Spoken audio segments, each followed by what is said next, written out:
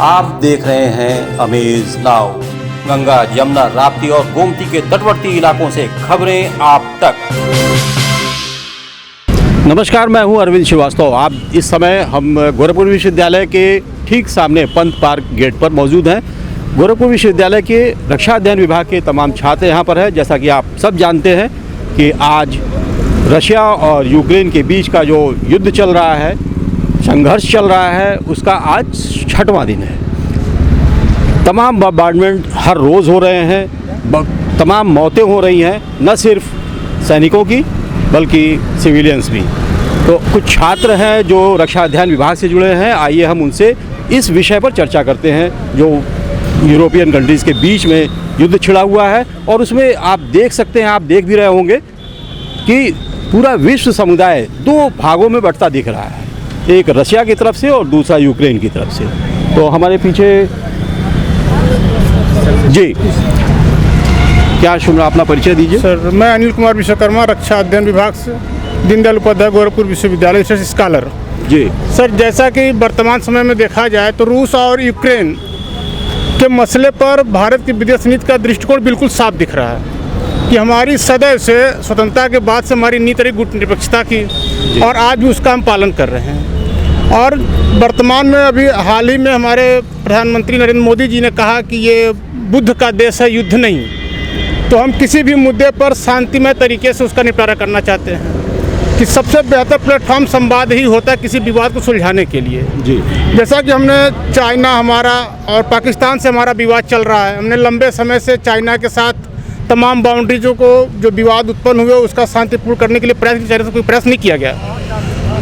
पाकिस्तान के साथ भी हमने यही देखा कि कई वार्ताएं हो चुकी हमारी, लेकिन पाकिस्तान भी नहीं मान रहा है। तो ठीक रूस और यूक्रेन का जो चल रहा है, हमारा यही कहना है कि वो बेहतर तरीके से संवाद ही करके वहाँ पे जो संघर्ष है, स्थिति बनी हुई है, बमबारी हो रही है, तमाम नुकसान हो रहा है, सार्वजनिक संपत्तियों का नुकसान हो रहा है, तो उसको वो संवाद करके ही अपना सलटा सकते हैं। जी, रक्षा अध्ययन विभाग के छात्र हैं और इनका ये कहना है, अनिल जी का, कि ये सब कुछ बैठकर एक बेंच पर बैठकर, हालांकि हम लोगों ने देखा कि कल रात में भी उन्हीं दोनों देशों ने आमने सामने की जो बैठक किया, लेकिन नतीजा बेनतीजा रहा सब कुछ। आज भी कुछ उनकी कवायद हुई है, लेकिन लेटेस्ट अभी जानकारी नहीं आ पाई है फिलहाल। और क्या कहेंगे आप इस मुद्दे पर? सर, मैं इस मुद्दे के बारे में ये कहना चाहता हूँ कि हम पुरानी परिस्थितियों को देखें। जैसे क्यूबा का मिसाइल संकट हुआ था, जो शीत युद्ध के समय में एक युद्ध की स्थिति ही पैदा हो रही थी। उस समय युद्ध ऐसा लग रहा था कि अभी युद्ध अवसंभावी है और होगा युद्ध। तो उस समय कहीं ना कहीं अमेरिका ने रसिया का पुरजोर विरोध किया था क्यूबा में, क्योंकि क्यूबा जो है वो अमेरिकी देश है और वहाँ पे रसिया का वर्चस्व वहाँ पे ज़्यादा हो गया था।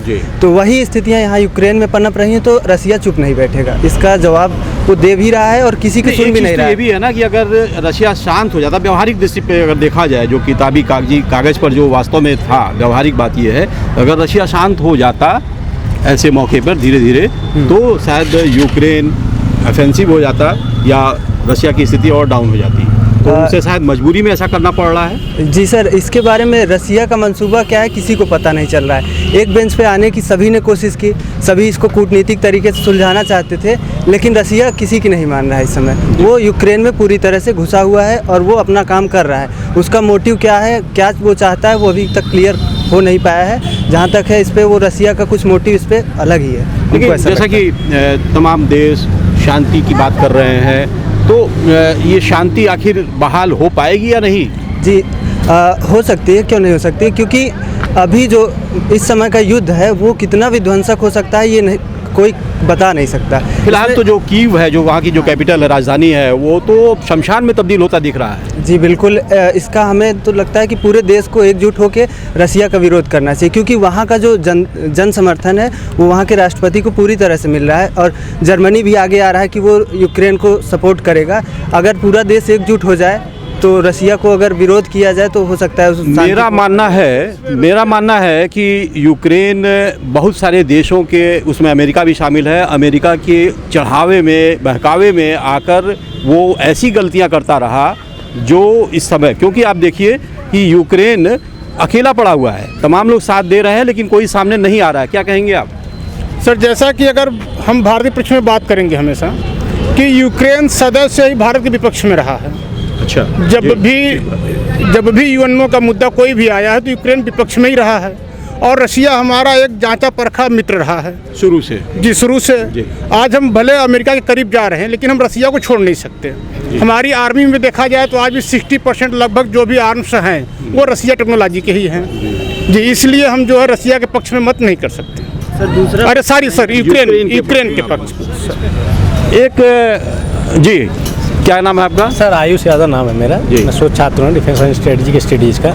सर मसला ये है कि बात दो देशों की नहीं, दो विचारधाराओं का टकराव है और बड़ी महाशक्तियाँ ये हमेशा से अपनी विचारधारा को लेके अपनी ज़मीन पर संघर्ष नहीं करते। ये किसी छोटे कमज़ोर राष्ट्र को चुनती हैं। इसका उदाहरण हम हर जगह देख चुके हैं, चाहे सीरिया हो, हर जगह क्यूबा हो, वो कभी अपने फील्ड को युद्ध क्षेत्र में बदलने नहीं देते। वो दूसरों के यहाँ जाते हैं, अपनी शक्ति प्रदर्शन करते हैं, एक दूसरे को समझते हैं, फिर जो भारी होता है उसके पक्ष में झुक जाता है युद्ध का परिणाम और दूसरी तबाह हो जाता है। ये हमेशा से रहा है सर और ये चलता रहेगा और युद्ध के यथार्थ को हम कभी नकार नहीं सकते सर। युद्ध हमेशा होगा, बस कभी जल्द होगा, कभी देर से होगा। लेकिन जैसा कि आपने कहा कि दो महाशक्तियां जो होती हैं वो खुद नहीं लड़ती हैं, अपने देश को बैटलफील्ड नहीं बनाती हैं, लेकिन यहाँ पर तो रशिया एकदम सर ये युद्ध रसिया में नहीं हो रहा, रसिया के क्षेत्र में नहीं हो रहा सर, यूक्रेन में हो रहा है। यूक्रेन पर रशिया की आक्रमण है सर। जी सर, यहाँ रसिया का कोई नुकसान नहीं है। फील्ड से लेके कोई भी अगर परमाणु हथियार का भी प्रयोग होता है तो यूक्रेन का ही नुकसान होगा। लेकिन अगर जो मित्र देश उसका साथ यूक्रेन का दे रहे हैं,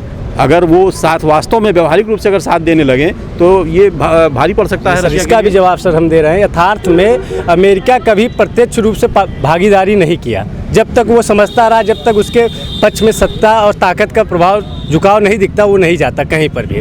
और यहाँ पे यूक्रेन में वो अगर चाहता तो दूसरे दिन से युद्ध को टाल सकता था जाके, मगर उसने उसको लटका के रखा, देखना चाहा कि किधर प्रभाव दिख रहा है चीज़ों का, और अभी भी वो वेट एंड वॉच की स्थिति में है। वो आ जाता तो स्थिति बदल सकती थी यूक्रेन की। मेरा ये कहना है कि अमेरिका, अपना परिचय दें। जी, मेरा नाम अभिषेक पाल है, मैं रक्षा अध्ययन विभाग में शोधार्थी हूँ गोरखपुर विश्वविद्यालय में। मेरा इस मुद्दे पे ये कहना है कि अमेरिका कभी भी स्पष्ट रूप से इस मुद्दे को लेकर रशिया और यूक्रेन के बीच में सामने नहीं आया। हालांकि जो युद्ध की स्थिति वर्तमान में है, इसके परिप्रेक्ष्य में अगर हम कहें तो इसको जो है शांतिपूर्ण तरीके से जो इस विवाद का, इस संघर्ष का जो है निपटारा जो है किया जाना आवश्यक है। जी। एक एस्पेक्ट और बनता है, हम सभी से इस पर सहमत बात करना चाहेंगे। शांतिपूर्ण कहना चाहते हैं जी। मेरा नाम विनीत सिंह है, मैं गोरखपुर विश्वविद्यालय शोध छात्र हूँ। इसे शांतिपूर्ण बात कही गई तो मैं ये कहना चाहता हूँ कि यूक्रेन जो है, यूक्रेन को मानना पड़ेगा। यूक्रेन जो है नाटो में सदस्य लेने की बात चल रही थी हाल ही में, तो इससे नाराज होके रूस ने उस पर हमला किया, क्योंकि रूस नहीं सदस्यता नहीं मिली है, सदस्यता की बात चल रही थी, इसी से खपा होकर रूस ने उस पर अटैक किया है। रूस का सीधे मानना चाहता ये है कि यूक्रेन जो है नाटो का सदस्य ना बने, नहीं तो उसकी जो बाउंड्री लाइन है, नाटो का जो अगर सदस्य बन जाता है यूक्रेन तो उसकी बाउंड्री लाइन रसिया से डायरेक्टली मिलने लगेगी, और ये कभी रूस नहीं चाहेगा कि नाटो जो है उसके बॉर्डर पे आके आमने सामने रहें। एक एस्पेक्ट ये भी बनता है, जैसा कि आपने कहा कि यूक्रेन वो नहीं चाहेगा, लेकिन एक समय था जिस समय ये सारे राष्ट्र यूक्रेन वगैरह और कजाकिस्तान, दुनिया भर के सब ये संयुक्त रसिया का भाग था। तो कहीं ऐसा तो नहीं कि जो इस समय जो रूस की जो नीति है वो फिर से एकीकरण की ओर हो, ऐसा कुछ? नहीं सर, ऐसा नहीं हो सकता है, क्योंकि देखा जाए तो यूक्रेन जो है सन 2014 में यूई की सदस्यता ली थी। जो यूई होता है वो व्यापारिक मार्ग के तरीके से सारे व्यापार करता है, बट क्या हुआ, अभी क्या हुआ, नाटो की सदस्यता लेना चाह रहा है। बाकी के सारे कंट्रीज ले चुके हैं। अब बाउंड्री जो है इसके लेने के बाद पूरी एक बाउंड्री हो जाएगी नाटो, और फिर रसिया बाउंड्री कहलाएगी, और उसके बाद जो अजोब सागर है पास में, वहाँ तक पकड़ हो जाएगी नाटो की। अभी पूरा वर्चस्व किसका है? यूक्रेन का है और नाटो का। अगर यूक्रेन देर तक युद्ध करता है तो यूक्रेन के जो दो हिस्से हैं उसमें रूस कब्जा कर लेगा, और जो क्रीमिया पे पहले ही ऑलरेडी कब्जा कर चुका है, उस कब्जे के साथ साथ वो अजोब सागर पे भी कब्जा कर लेगा। अब एक तरह से देखा जाएगा यूक्रेन की जो न्यू बाउंड्री होगी वो एक लैंडलॉक कंट्री के नाम पे होगी, क्योंकि अभी जो सागर से जुड़ा हुआ है अब वो सागर से कट जाएगा। अब उस साइड से जो युद्ध हो रहा है तो बेलारूस में पूरी सेना बैठाया हुआ है रूस अपना, उसने बेलारूस से पकड़ के कीव पे अटैक कर रहा है। अभी अपडेट हुआ है रिसेंटली में 64 किलोमीटर एक क्यूब होती है, रसिया की आर्मी होती है, वो उसने कीव की तरह रवाना कर दी गई है। बट नाटो की जो कंट्रीज़ वगैरह हैं, अगर वो कहीं से सपोर्ट देती भी है तो वो कहाँ से देंगी?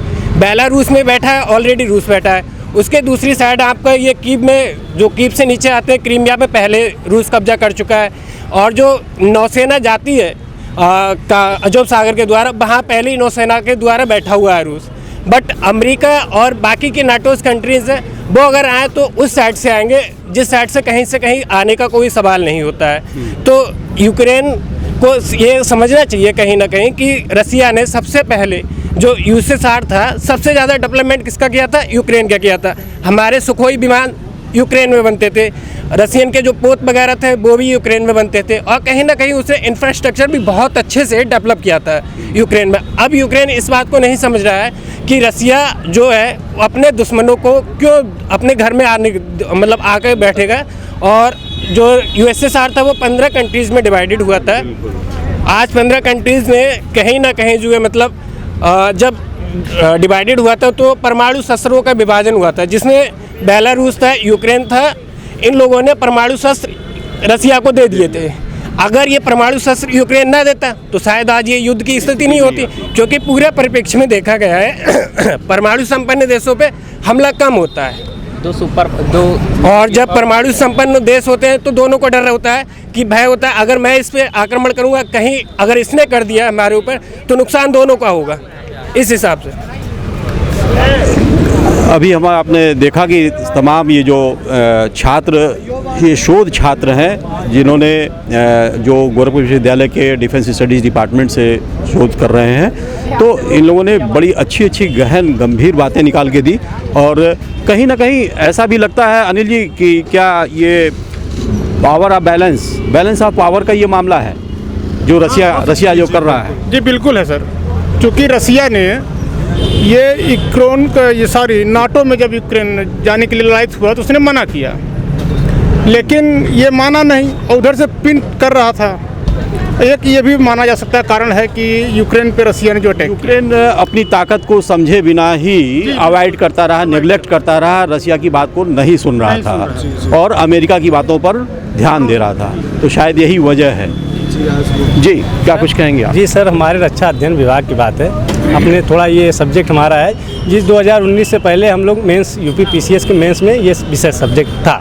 तो 2019 का जब नोटिफिकेशन आता तो ये कहा जाता है इस सब्जेक्ट की प्रासंगिकता खत्म हो गई है, इसलिए अब इसमें मेंस का एग्जाम नहीं होगा। तो सोचिए सर, हम लोग 18 से मेंस दे रहे हैं यूपी पीसीएस का, तो हमारे लोग पास ऑप्शन नहीं बचता, एकाएक हम लोग क्या किया जाए, ख़त्म कर दिया जाता है। कहा जाता है प्रासंगिकता नहीं है। फिर हम वर्तमान में चुनाव हो रहा है यूपी में, और मामला हमारे प्रधानमंत्री जी कहते हैं कि यूक्रेन में युद्ध हो रहा है, इसलिए यूपी में एक सशक्त सरकार चाहिए। जब प्रासंगिकता राज्य में इतनी है तो सब्जेक्ट की प्रासंगिकता कैसे खत्म की जा सकती है? और फिर आयोग का मेहनत नहीं करना, कहता है कि सब्जेक्ट छोटा है। हम कहते हैं सर हम जियो पॉलिटिक्स पढ़े, सर हम जियो पॉलिटिक्स पढ़ते हैं सर, आप इंटरनेशनल लॉ पढ़ते हो, अंतर्राष्ट्रीय IR पढ़ते हैं सर, हम इंटरनेशनल रिलेशनशिप पढ़ते हैं सर, हम थॉट थिंकर भी पढ़ते हैं सर। और फिर कहा जाता है कि आपके सब्जेक्ट का सिलेबस छोटा है। अरे आप काम ना करिए, सवाल ना बनाइए तो इसमें सब्जेक्ट छोटा कैसा सर? ये है। और ये वाइड सब्जेक्ट है ये सर। और सरकारें आने वाली चाहे जो भी है इस पर ध्यान दें। बच्चों का एक दिन में कोई सर मेंस का सब्जेक्ट तैयार नहीं कर सकता, हमारे भविष्य के साथ खिलवाड़ ना हो सर। जो वर्तमान विश्व में जो परिदृश्य दिखाई दे रहा है, इसके लिए सैन्य शिक्षा को बढ़ावा देना बेहद ज़रूरी है। लेकिन अभी जो जैसा कि इन्होंने बताया कि पीसीएस से हमारे विषय को निकाल दिया गया है, मैं यही कहना चाहता हूं कि अब जो भी सरकारें उत्तर प्रदेश में बनने जा रही है वो इस विषय पे स्पष्ट रूप से ध्यान दे, और बिना सुरक्षा के विकास संभव नहीं है। और हम यही चाहते हैं कि इस विषय को जो है दोबारा पीसीएस में शामिल किया जाए। जी सर। तो आपने देखा इन शोधार्थियों ने कितनी अच्छी और गंभीर बातें बताई, और उसके साथ साथ ये जो युद्ध यूक्रेन और रसिया के बीच का चल रहा था उसके क्या क्या कारण रहे हैं, कहाँ से कारण रहे हैं, किसने गलती की और कौन बैलेंस ऑफ पावर बनाना चाहता है, इन सारी बातों के साथ साथ सुरक्षा से ही राष्ट्र का विकास संभव है, यह बातें भी निकल कर आई। देखते रहिए अमेज नाउ।